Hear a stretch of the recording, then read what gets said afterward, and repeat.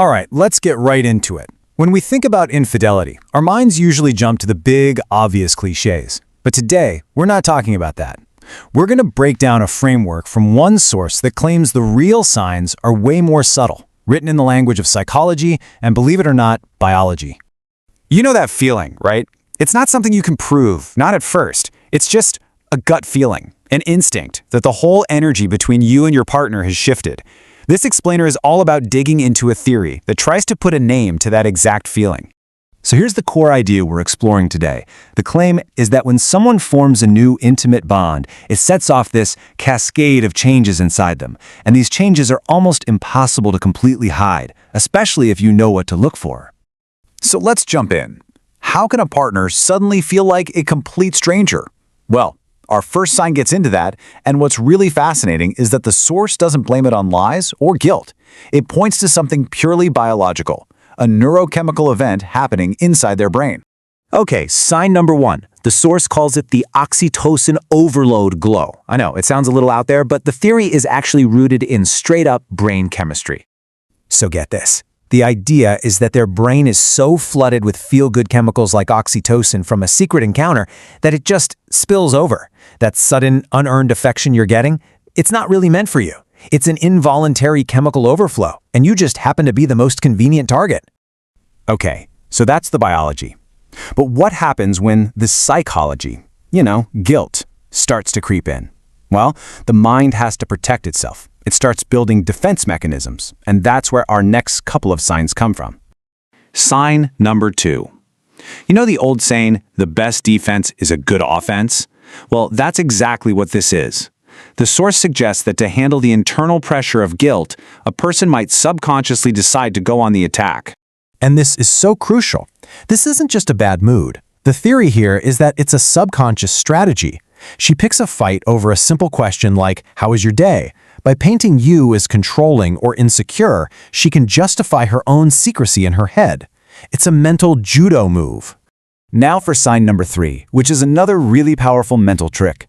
The source calls it psychological devaluation. Essentially, it's a way for someone to rewrite the story of their relationship to make their actions feel, well, less like a betrayal.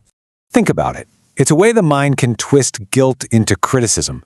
If she can convince herself that you're just full of flaws, then her actions stop feeling like a moral failure. Instead, they start to feel like a logical escape from a partner who's just impossible to be with. All right, we've been inside the mind. Now let's switch gears and talk about the stuff you can actually see.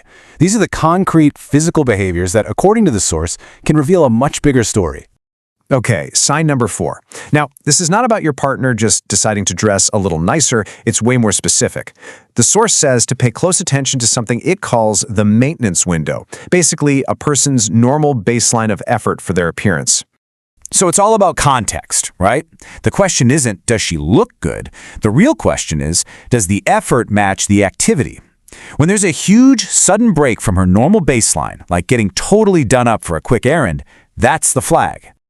This next one, sign number five, is maybe one of the most fascinating and subtle tells the source identifies. It's based on a psychological principle called linguistic mimicry. The basic idea is that we all subconsciously absorb the language of the people we're close to. It's such a tiny detail, but it can be really powerful. I mean, if she's spending hours having deep conversations with someone new, it's almost a given that their little quirks, their specific jokes or phrases will start to leak into her own way of talking. It's like their verbal DNA is rubbing off on her. And now for sign number six. Let's talk about the phone. According to this source, a person with nothing to hide treats their phone like an object. But someone hiding something, they treat their phone like, and this is a direct quote, a live grenade. You see, it's not about a single action. It's a whole ritual, a pattern of behavior that's designed to scrub the digital crime scene. And that first 10 minutes where she's just glued to the screen, the source has a name for that, the reset. So what about physical intimacy at home? Well, the source argues that a new affair almost always shakes things up, but not always in the way you might expect. It creates a kind of pendulum effect, which brings us to our last two signs, two sides of the very same coin. And here's that pendulum in action. On one side, you have sign number 7, what the source calls muscle memory, where a new technique she learned somewhere else just accidentally slips out at home.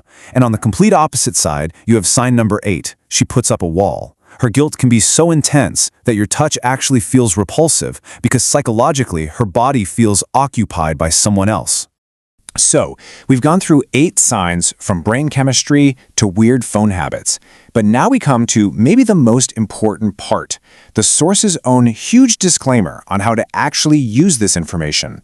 This is the essential reality check. Any one of these signs by itself could mean a million different things. Stress, a new hobby, a bad day at work, anything. The key isn't to look for a single clue. It's to look for a cluster of signs, all happening at once. And the source actually puts a number on it. It says the line between simple paranoia and genuine pattern recognition is 3. When you observe 3 or more of these signs happening at the same time, the argument is that you're no longer just guessing, you're witnessing a significant psychological shift. So in the end, this whole framework isn't really about giving you a definitive answer. It's a tool for observation, for pattern recognition. And after all that, the source doesn't tell you what to do.